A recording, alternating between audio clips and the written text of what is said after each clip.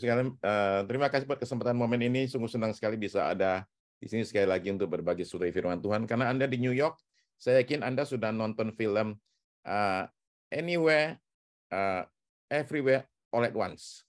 Atau kayaknya judulnya itu seperti itu ya. Uh, Everything, Everywhere, All at Once. Ya. Yakin sudah nonton filmnya lah ya. Karena ini cerita tentang satu orang perantauan di New York. Satu orang Asia yang buka satu laundry di New York, dan bagaimana perjuangan mereka itu hidup di kota New York sebagai perantauan dengan berbagai lika-likunya lah dalam berjuang hidup, dengan menggambarkan betapa susah payahnya itu. Film yang menggambarkan perjuangan yang namanya orang perantauan di negeri asing. Nah, saudara semua yang ada di ruang Zoom saat ini, termasuk yang lagi di YouTube, itu saudara-saudara semua kan perantauan kan, orang perantauan itu, ya. Dan bukan hanya saudara-saudara yang ada di New York sekarang yang adalah perantauan.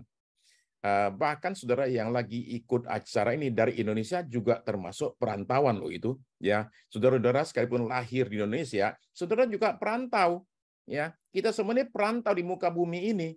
Jadi perantauan itu bicara tentang kita semua. Mari kita baca ya satu kitab yang menurut saya saudara-saudara perlu banyak baca sebagai orang perantauan, yaitu apa? Kitab 1 Petrus, karena itu bicara kepada para perantau di dunia ini. Yuk kita baca ya. 1 Petrus pasal yang pertama, kita akan baca dari pasal 1 sampai ayat yang ke-2. Ya. 1 Petrus pasal 1 ayat 1 sampai 2. Dari Petrus, Rasul Yesus Kristus, kepada orang-orang pendatang yang tersebar di Pontus, Galatia, Kapadokia, Asia Kecil, dan Bitinia, yaitu orang-orang yang dipilih sesuai dengan rencana Allah, Bapa kita, dan yang dikuduskan oleh Roh, supaya taat kepada Yesus Kristus dan menerima percikan darahnya. Kiranya kasih karunia dan damai sejahtera makin melimpah atas kamu. Saya akan bacakan kalimat pertama dari versi namanya Inotazi. Ya. Saudara-saudara umat pilihan Allah yang tersebar di perantauan.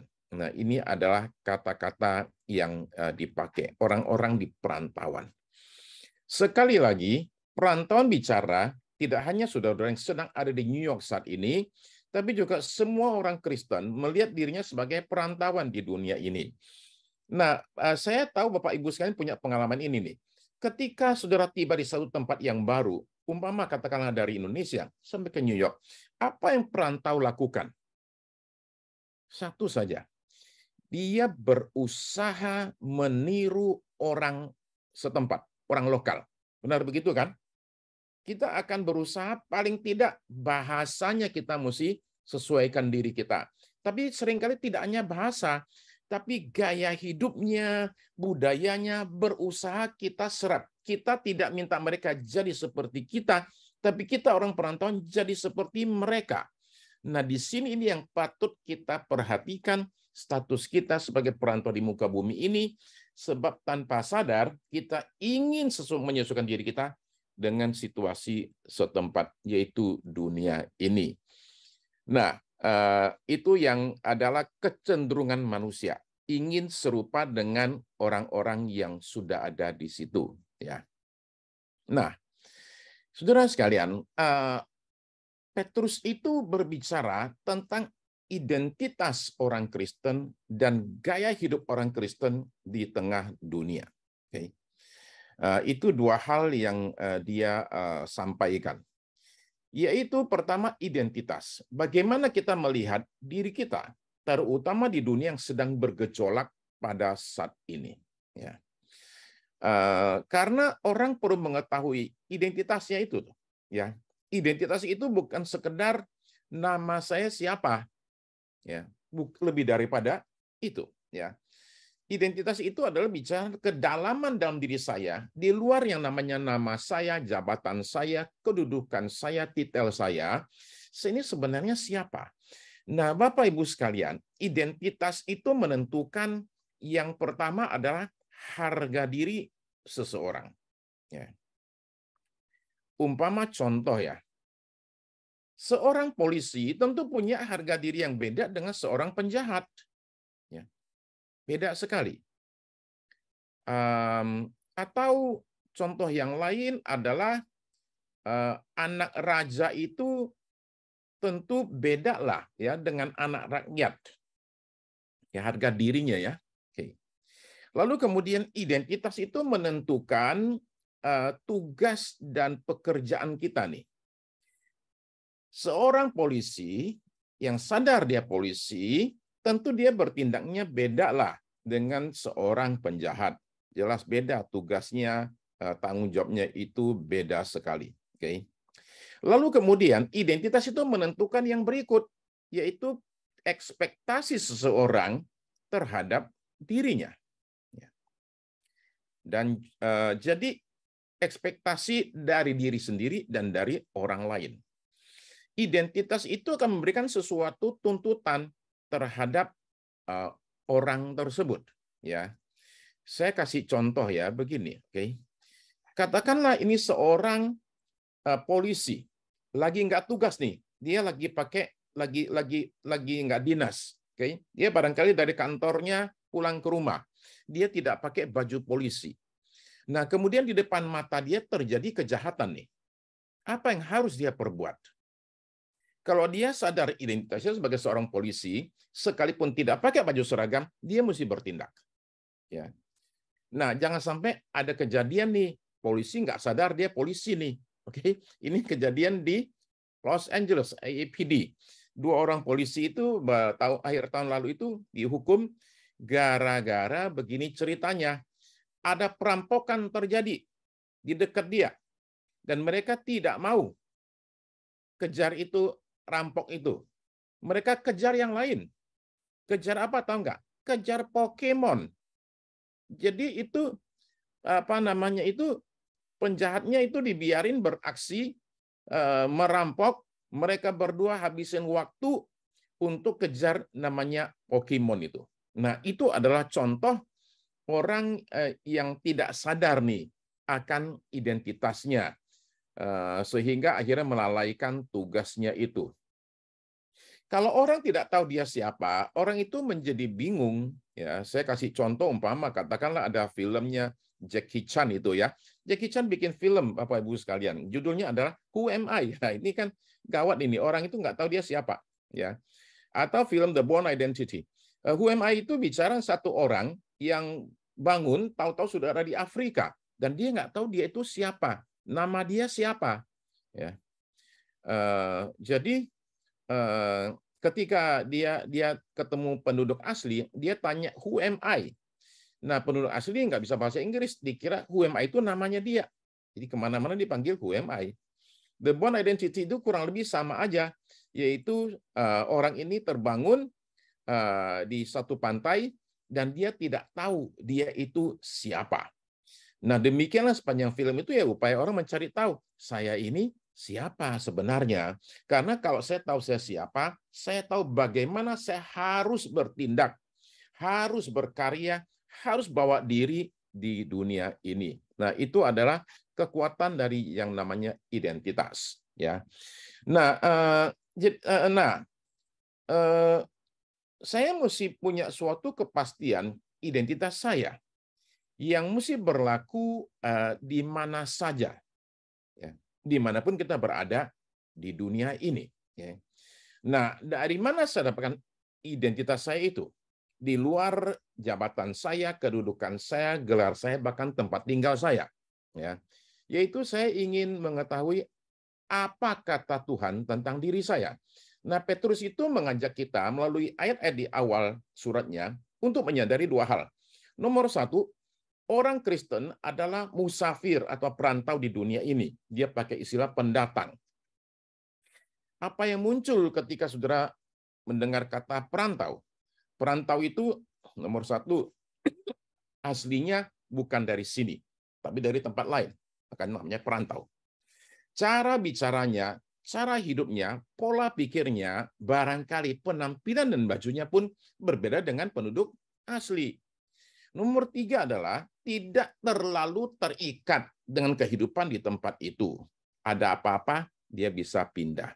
Kalau penduduk asli kan seringkali ngomongnya begini nih, saya tidak akan pergi kemana-mana, tetap saja di sini, karena ini tanah air saya. Ya. Nah, Tuhan Yesus itu berdoa. Doanya ada dicatat di Yohanes pasal 17, ayat yang ke-14 sampai 16. Yohanes 17, ayat 14 sampai 16. Aku telah memberikan firman-Mu kepada mereka, dan dunia membenci mereka. Karena mereka bukan dari dunia, sama seperti aku bukan dari dunia. Ayat 15. Aku tidak meminta supaya engkau mengambil mereka dari dunia, tetapi supaya engkau melindungi mereka daripada yang jahat. Mereka bukan dari dunia, sama seperti aku bukan dari dunia. Jadi menurut ayat-ayat ini, semua pengikut Kristus adalah perantau di dunia ini. Sekalipun tinggal di negeri sendiri, di kampung kelahiran, tetap saja perantau. Karena kampung halaman kita bukan lagi Indonesia, bukan lagi Singapura, bukan lagi Amerika atau New York, bukan Australia atau manapun juga. Kampung halaman kita adalah sorga. Nah, terus yang kedua, dia nyatakan adalah bahwa yang namanya perantau, seperti kita ini, perantau rohani, harus punya gaya hidup yang berbeda. Ini dinyatakan di pasal 2, ayat 11 sampai 12. Coba kita baca ya, apa kata Petrus. Saudara-saudaraku yang kekasih, aku menasihati kamu supaya sebagai pendatang dan perantau, kamu menjauhkan diri dari keinginan-keinginan daging yang berjuang melawan jiwa. Milikilah cara hidup yang baik di tengah-tengah bangsa-bangsa bukan Yahudi, atau dalam konteks kita bukan Kristen, supaya apabila mereka memfitnah kamu sebagai orang durjana, mereka dapat melihatnya dari perbuatanmu yang baik dan memuliakan Allah pada hari Ia melawat mereka. Ya. Nah, jadi saudara sekalian, kita ini perantau rohani, sedang dalam perjalanan menuju ke satu tujuan. Jadi perlu diingatkan bahwa tujuan kita ini bukanlah dunia ini. Oke? Tujuan kita bukan dunia. Kita sedang melintas di dunia ini. Istilah orang Jawanya itu mampir ngombetok. Kita ini cuma mampir minum sebentar saja, saudara sekalian. Nah, ada satu orang pergi ke Belarus. Dan di situ dia mendengar bahwa di dekat dia lagi lewat itu ada rabi terkenal, Hafetz Chaim. Nah, dia dengar ini orang bijak, ada dekat situ. Jadi dia kemudian tanya-tanya penduduk setempat, di manakah rumahnya si rabi terkenal ini, Hafetz Chaim. Dan mereka kasih tahu, itu rumahnya ada di situ. Saya boleh pergi nggak? Wah, dia mah pintu terbuka terus. Jadi orang ini datang ke rumahnya rabi tersebut, dia masuk dan menemukan si rabi lagi duduk di lantai dengan ada satu meja kecil. Dia temukan rumahnya ternyata cuma satu ruang seperti itu. Dan perabotnya itu hampir nggak ada, kecuali satu meja kecil itu saja. Satu kayaknya tempat pembaringan gitu. Jadi dia tanya, Rabi, dia bilang, di mana Anda punya perabot? Rabinya balik nanya, lah Anda punya perabot di mana? Loh, dia bilang, saya kan perantau, dia bilang. Nggak mungkin bawa-bawa perabot. Rabinya menjawab, sama, saya juga perantau. Saya nggak bawa perabot, nggak ada. Saya orang lagi lewat juga katanya, lagi mampir sebentar. Oh, saya bilang, wah, that's powerful. Ya, mengingatkan kita untuk tidak terlalu bergantung kepada apa-apa yang di dunia ini. Ya, sama-sama perantau soalnya. Ya. Nah, jadi sekarang pertanyaan begini, Bapak Ibu sekalian. Apakah gaya hidup kita ini menunjukkan bahwa kita ini memang bukan orang dunia ini nih, ya? Ataukah kita ini nggak bisa dibedakan nih gaya hidup kita dengan orang-orang yang benar-benar meyakini dia itu hidup hanya buat dunia ini saja? Ada tidak bedanya? Nah, saya bicara bukan beda, sekedar beda ya. Hanya menunjukkan saya beda. Enggak. Ini perbedaan yang dinyatakan oleh Rasul Petrus. Dia bicara perubahan yang besar sekali dalam hal pola pikir kita. Oke. Nah, oke. Ada dua kata yang perlu diperhatikan kalau kita bicara kita adalah perantauan. Yang pertama adalah kata prioritas, yang kedua adalah kata fokus. Oke, ya. Ini dua kata penting nih bagi perantau dimanapun juga. Oke, prioritas itu apa? Oke, prioritas itu adalah mendahulukan satu hal dari yang lain. Oke, ini ada tiga nih yang mesti dilakukan nih. Nah, saya pilih yang nomor 1. 2 sama 3 nanti saya belakangan. Itu namanya prioritas. Nah, setelah saya punya prioritas, saya bisa kemudian fokus. Prioritas dan fokus itu terkait satu dengan yang lain. Ya. Setelah saya tahu prioritas saya bisa fokus. Sebelum saya tahu prioritas, saya nggak bisa fokus. Nah, fokus adalah memusatkan perhatian, pandangan, kekuatan, dan upaya pada satu hal yang diprioritaskan. Nah, masalah manusia itu apa? Masalah manusia adalah sering salah prioritas dan sering salah fokus. Kalau sudah demikian, ini kan kacau sekali. Nah, saudara-saudara tahu nggak apa yang saudara cari dalam hidup ini? Karena kalau kita pengen jadi juara renang, jangan sekaligus pengen jadi juara lari. Yang namanya kelinci itu juara lari, tapi jangan disuruh manjat pohon, saudara-saudara sekalian. Ya, dia di situ akan kalah di situ itu. Ya, yang namanya tupai itu jago manjat pohon, jangan diajak adu berenang. Ya, bebek itu juara renang, tapi keteter kalau disuruh lari. Ya. Nah, prioritas dan fokus itu kunci penting dalam hidup ini. Saya kasihkan contoh di foto berikut ya. Ini kejadian tanggal 29 Desember tahun 72. Pesawat dari New York ke Miami. Oke. Ini pesawat ini terbang tahun 72. Ini pesawat yang dimaksud Eastern Airlines Flight 401 New York ke Miami. Menjelang mendarat, pilot itu menurunkan roda. Okay. Kalau rodanya sudah turun siap mendarat, itu ada satu lampu kecil banget yang akan nyala. Kasih tahu pilot, ini roda sudah keluar. Okay.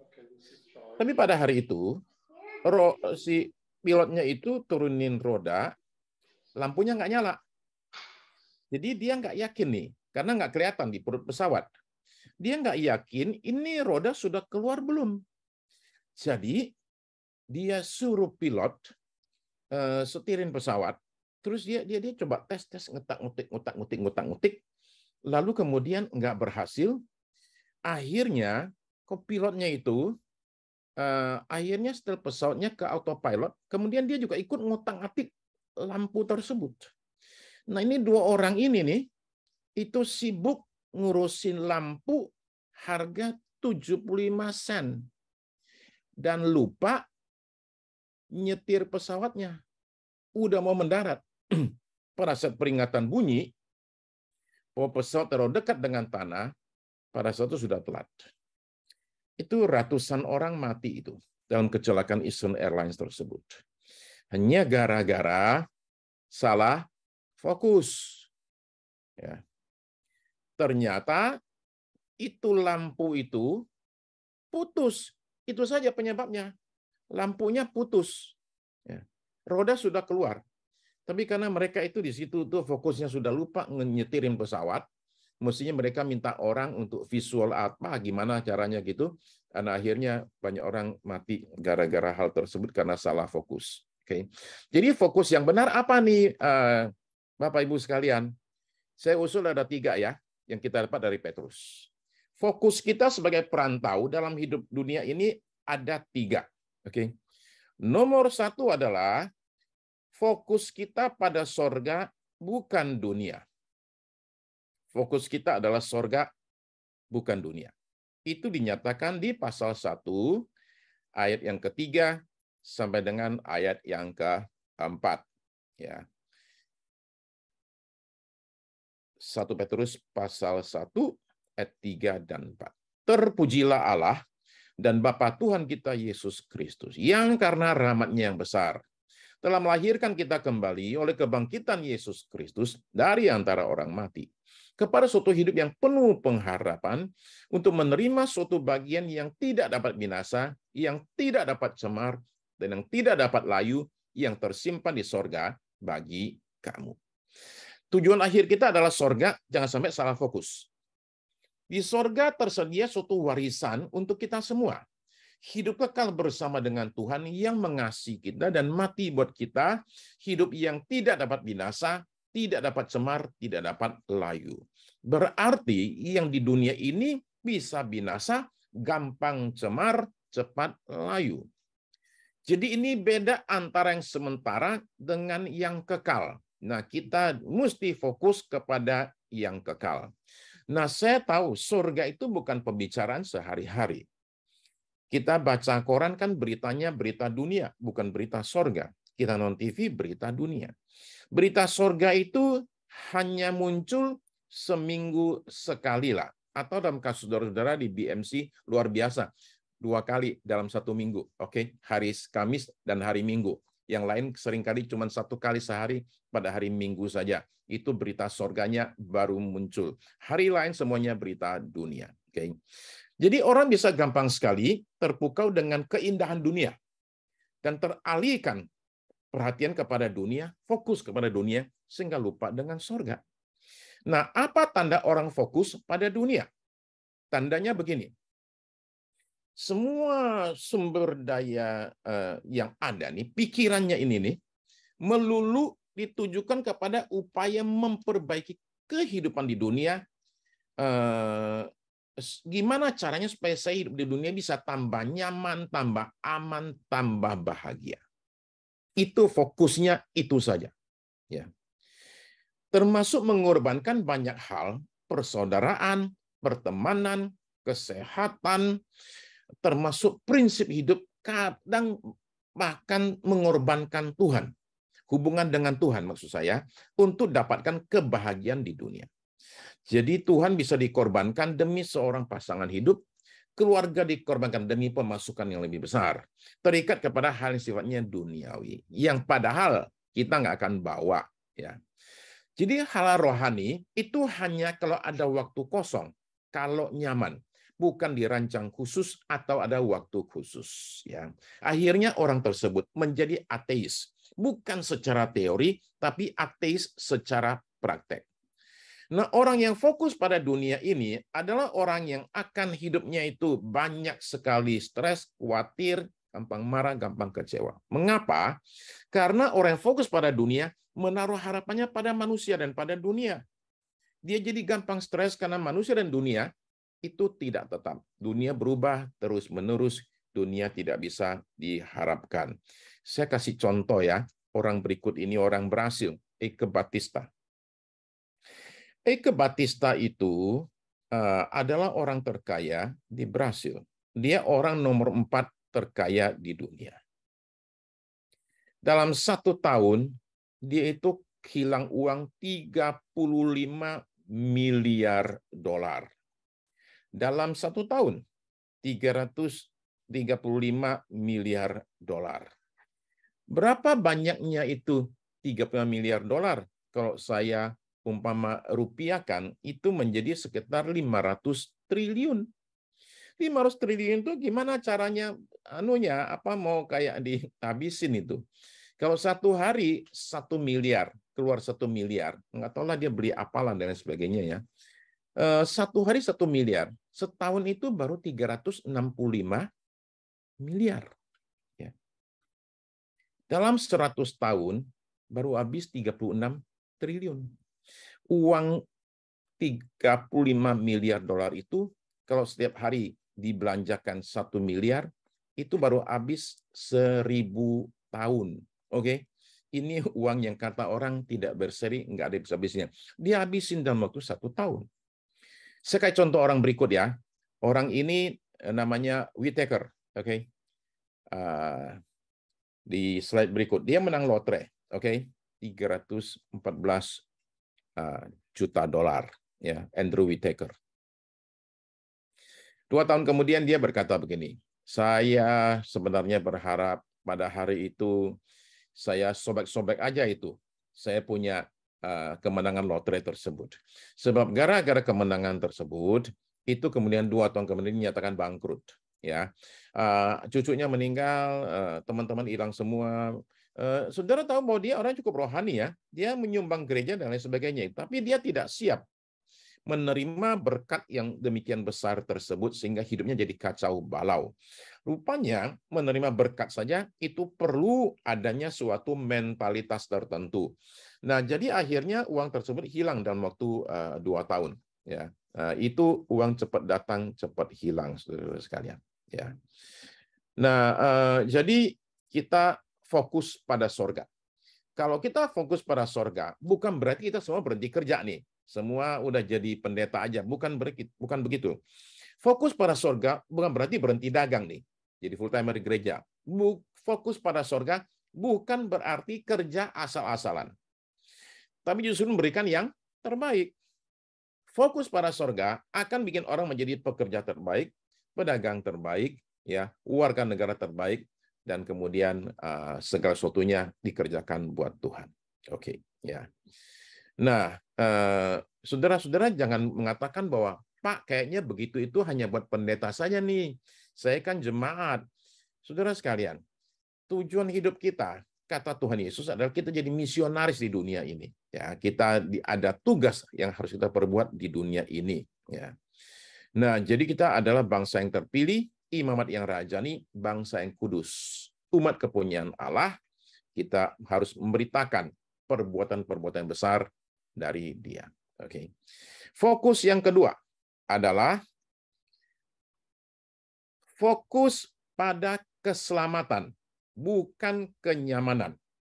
Fokus pada keselamatan, bukan kenyamanan. Ayat 5 sampai 9. Coba kita baca ya. 1 Petrus 1 ayat 5 sampai 9. Oke. Yaitu kamu yang dipelihara dalam kekuatan Allah karena imanmu, sementara kamu menantikan keselamatan yang telah tersedia untuk dinyatakan pada zaman akhir. Ya, ayat 6. Bergembiralah akan hal itu, sekalipun sekarang ini kamu seketika harus berduka cita oleh berbagai-bagai pencobaan. Ya. Lalu ayat yang ke-7. Maksud semuanya itu ialah untuk membuktikan kemurnian imanmu yang jauh lebih tinggi nilainya daripada emas yang fana yang diuji kemurniannya dengan api. Sehingga kamu memperoleh puji-pujian dan kemuliaan dan kehormatan pada hari Yesus Kristus menyatakan dirinya. Ayat 8. Sekalipun kamu belum pernah melihat dia, namun kamu mengasihinya. Kamu percaya kepada dia, sekalipun kamu sekarang tidak melihatnya, kamu bergembira karena sukacita yang mulia dan yang tidak terkatakan. Ayat 9. Karena kamu telah mencapai tujuan imanmu, yaitu keselamatan jiwamu. Nah, Bapak Ibu sekalian, selamat itu tentu beda dengan nyaman ya. Selamat yang dimasukkan di sini bukan selamat sampai di tujuan atau selamat menempuh hidup baru gitu, bukan. Selamat di sini berbicara tentang keselamatan puncak, yaitu lolos dari neraka yang harusnya menjadi bagian kita semua. Jadi selamat adalah umpama seperti orang yang sedang tenggelam diselamatkan. Jadi urusannya surga neraka maksud saya bukan sekedar selamat menempuh hidup baru kayak gitu loh. Oke. Nah, keamanan dan kenyamanan adalah salah satu obsesi manusia. Harta aman, keluarga aman, bisnis aman, masa depan aman, hidup nyaman. Tetapi aman dan nyaman bisa membuat orang mengabaikan keselamatan. Sebab salah satu hal yang harus terjadi dalam kekristenan adalah yang namanya pergumulan penderitaan lah, aniaya, semua itu kata Tuhan Yesus akan kita alami di dunia ini. Kalau seseorang terlalu fokus pada keamanan dan kenyamanan hidup ini, ada bahayanya. Dia bisa tinggalkan keselamatan yang begitu berharga tersebut. Ya, saya tunjukkan contoh ya. Kalau saudara-saudara umpama ya ada berkat Tuhan pergi ke Jepang, di luar kota Kyoto itu ada satu gunung bernama Gunung Hiei. Ini salah satu gunung yang dianggap sebagai gunung suci karena di gunung tersebut, di pinggang gunung itu ada satu kuil. Ya. Nah, di kuil tersebut itu ada sekelompok rahib Buddha yang disebut dengan istilah The Marathon Monks. Ya. Kalau saudara pengen tahu lebih jauh, saudara bisa ke YouTube nonton dokumenternya. Marathon Monks dari Gunung Hiei, Kyoto, itu adalah begini ceritanya. Ini adalah orang-orang yang menjadi biksu dan kemudian ditantang untuk maraton. Maratonnya seperti apa? Yaitu tengah malam mereka disuruh jalan kaki sebanyak 40 km. Ya. Itu dilakukan setiap malam selama 7 tahun. Pada tahun-tahun tertentu, ketika mereka berangkat tuh mereka itu pakai sepatu bukan Nike ya, oke, tapi sepatu terbuat dari jerami bikinan sendiri itu. Jadi biasanya ini kalau jalan begitu nih mereka mesti bawa bekal sepatu nih karena pasti jebol itu ya. Kemudian mereka ketika berangkat itu bawa tongkat buat berjalan, tapi juga mereka bawa dua lagi, satu pisau, yang kedua tali. Pisau dan tali itu untuk apa? Adalah untuk bunuh diri kalau dia tidak berhasil kembali ke biara, menyelesaikan maratonnya. Pada akhir tahun ke-7, mereka duduk menghadap api selama 10 hari, tidak makan, tidak minum, tidak tidur, tidak makan, tidak minum ya, tidak makan, tidak tidur selama 10 hari. Hadap di api, kemudian mereka lakukan satu ritual yang lain lagi. Semua ini mereka lakukan dengan susah payah sekali selama 7 tahun. Untuk apa itu? Untuk mencapai yang disebut dengan istilahnya pencerahan. Istilah kita itu adalah keselamatan. Ya. Nah, jadi orang di luar sana dengan susah payah berusaha bagaimana caranya supaya selamat nih. Nah, kita di sini dalam Kristus itu sudah selamat. Maka kita itu jangan sampai kita ini mengabaikan keselamatan. Keselamatan kita didapat dengan cuma-cuma. Bukan karena itu gratis, tapi karena Yesus sudah membayar harganya dengan darahnya yang mahal. Ya. Jadi kita harus jaga keselamatan, kita hargai, kita kerjakan, kita pertahankan mati-matian. Terakhir, saudara sekalian, fokusnya yang ketiga adalah fokus pada kekudusan, bukan pada kenikmatan. Itu ayat 13 sampai 16. Sebab itu siapkanlah akal budimu, waspadalah, dan letakkanlah pengharapanmu seluruhnya atas kasih karunia yang dianugerahkan kepadamu pada waktu penyataan Yesus Kristus. Ayat 14. Hiduplah sebagai anak-anak yang taat, dan jangan turuti hawa nafsu yang menguasai kamu pada waktu kebodohanmu. Ayat 15. Tetapi hendaklah kamu menjadi kudus di dalam seluruh hidupmu, sama seperti Dia yang kudus yang telah memanggil kamu. Ayat 16. Sebab ada tertulis, kuduslah kamu sebab aku kudus. Ya. Nah, tentu saya tahu, bahwa kekudusan itu bukanlah sesuatu yang nyaman untuk dibicarakan atau sering dibicarakan di gereja. Karena ketika bicara kekudusan nih, kita diingatkan akan kelemahan kita sebagai manusia nih, diingatkan kembali kekurangan kita, seringkali itu yang terjadi, ya. Petrus itu bicara tentang pentingnya kita menghindari hawa nafsu yang menguasai kita. Pada waktu apa? Pada waktu kebodohan kita nih. Waktu kita bodoh, hawa nafsu menguasai kita. Nah, dia kemudian, saudara sekalian, kenapa kita bisa menguasai kita nih? Ya, dia pakai kata menguasai. Karena ada unsur ikatan nih. Nah, ikatan itu muncul karena ada unsur kenikmatan. Itu yang patut kita waspadai, ya. Nah, kekuatan kita untuk dapat mencapai kekudusan ini adalah waktu kita sadar akan satu hal penting ini, bahwa Allah yang kita sembah adalah Allah yang kudus. Orang itu akan menjadi seperti yang dia sembah, yang dia puja. Kalau kita lihat contohnya lah ya, kalau pada zaman-zaman yang dulu, zaman ada Michael Jackson, orang itu sampai baju pun dibuat mirip Michael Jackson. Kalau zamannya sebelumnya lagi Elvis Presley, orang dandan seperti Elvis Presley. Sekarang kemana-mana orang dandan kayak apa? Tahu kan? Barbie, oke, ya. Kemana-mana ibu-ibu sekarang pinky, pinky, pinky semua itu di restoran kita lihat pink, pink, pink semua, Barbie, Barbie semua, oke. Kita ini akan menjadi serupa dengan yang kita puja nih, ya. Nah, kalau kita menyembah Allah kita diharapkan makin lama nih makin serupa dengan Dia. Saya garis bawahi kata makin lama, sebab kekudusan itu ada dua macam. Satu, kudus secara posisi, yang kedua kudus secara progresif. Secara posisi kita semua adalah orang kudus di hadapan Tuhan, ya. Jadi kalau saya tanya saudara-saudara ini, siapa di sini adalah orang kudus? Harusnya saudara semua angkat tangan. Kita semua orang kudus. Oke. Nah, tentu saya juga tahulah kita semua ini nih. Kalau umpama kita sekarang disuruh pergi ke kaca, terus bilang sama yang di kaca itu, ngajak ngobrol di kaca itu, oke. Kalau saudara ngaca, biasanya pasti ada muncul tuh satu orang mirip kita tuh di kaca. Kalau kita ngaca nggak ada orang yang muncul, segera lari, oke? Ya. Nah, kita ngaca terus kita bilang gini, halo orang kudus. Saya rasa kita nggak beranilah. Halo orang kudus. Kita tahu kita ini siapa, oke?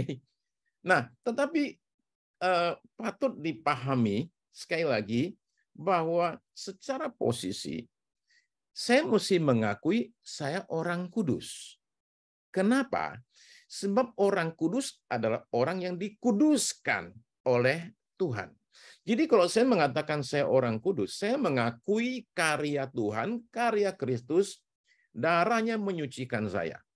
Tapi saya ngaku bahwa saya adalah orang kudus yang tidak 100% kudus, karena kudus itu ada dua macam. Kudus secara posisi, kudus secara progresif. Artinya begini, saya ini belum kudus full.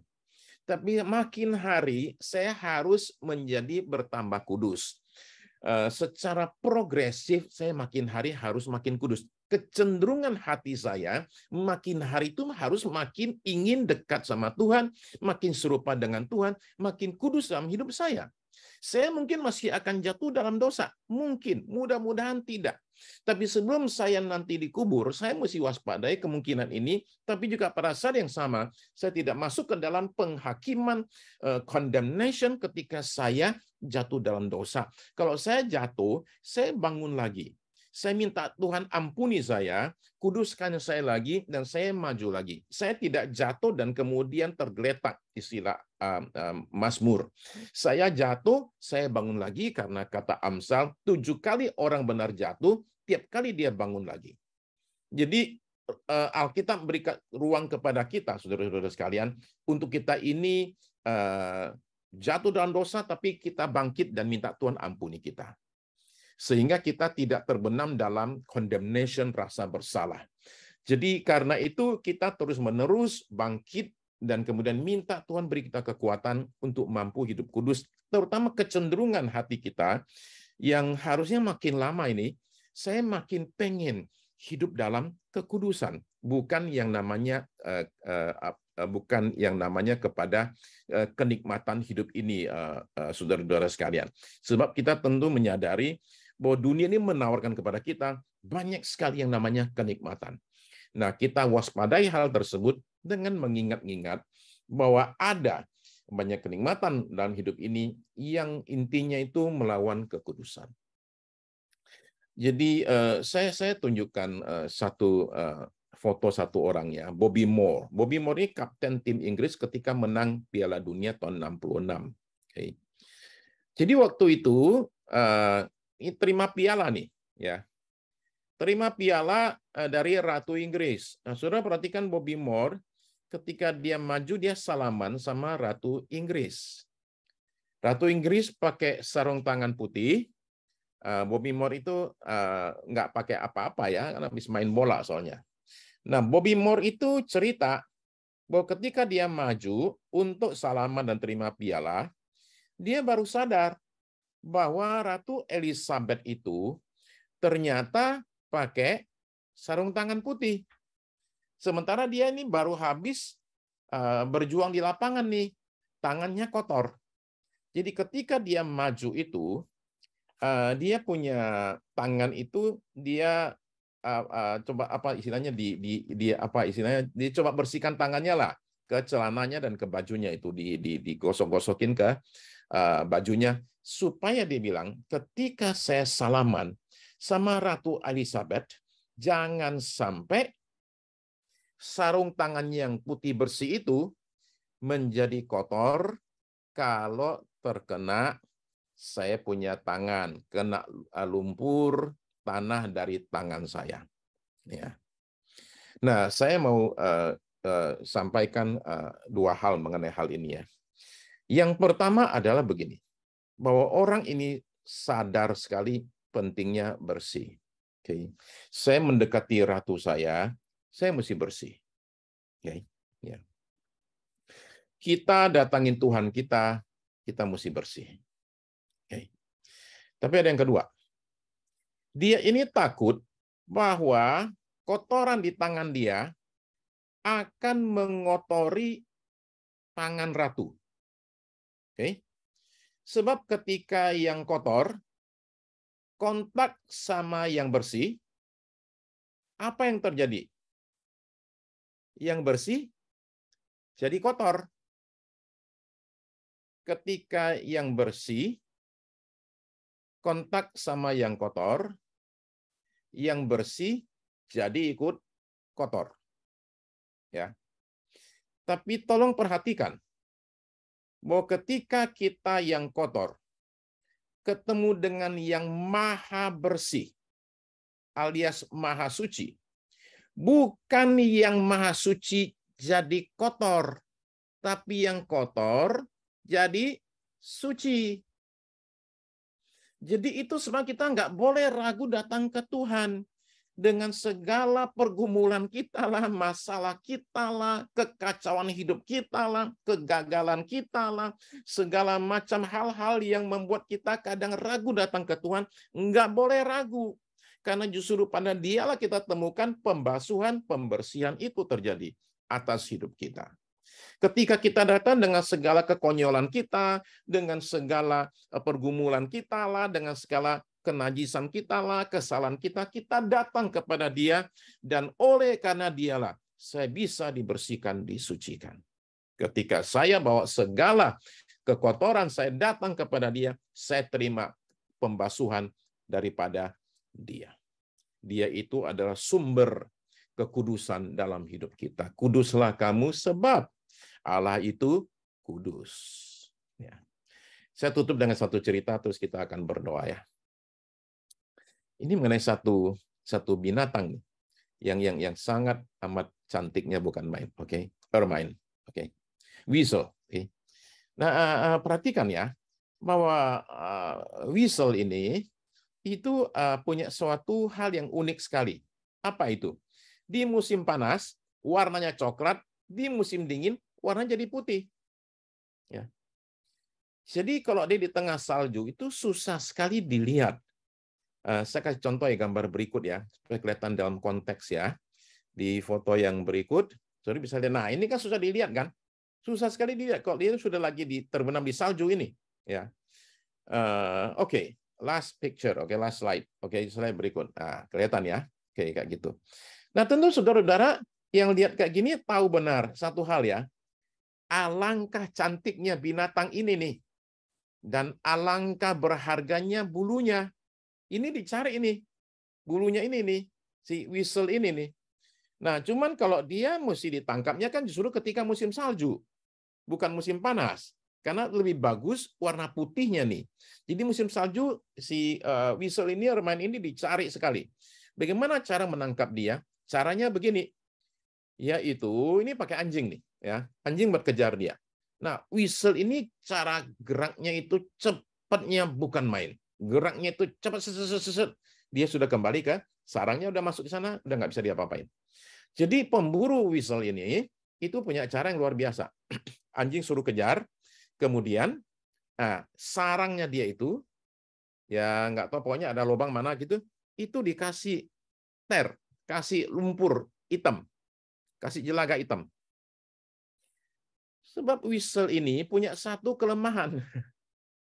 Dia itu kalau kembali ke sarangnya, kalau dia lihat ada yang kotor, dia nggak jadi masuk. Dia nggak mau masuk. Kenapa? Karena kulit dia, bulu dia jadi kotor. Dia nggak mau. Jadi itu cara nangkap dia, kelemahan dia. Dengan kata lain, saudara sekalian, weasel ini mendingan mati daripada kotor.